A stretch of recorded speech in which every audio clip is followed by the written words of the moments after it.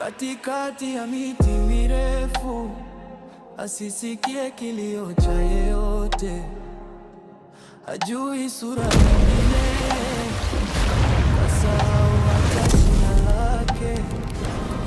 Anamka kwa sauti ya tai, anakula mizizi na majani, anaongea na kivuli chake, anafuata harufu ya damu. Msitu unaijua, lakini mimi sijijui. Mikono yangu ni baridi, macho yangu hayalali.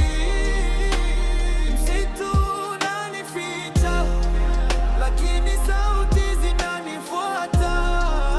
Kila nikikimbia ndani, napotea zaidi. Wanavijiji wakiwa na kuni mabegani, vicheko vya mbali, miguu bila kiatu, wanawasikia kama wanyama, anawatazama kama mawindo. Moyo wake hausikii maombi, hasikii neno, asikiache. Anaacha mili nyuma ya miba, majina yao yanakaa hewani.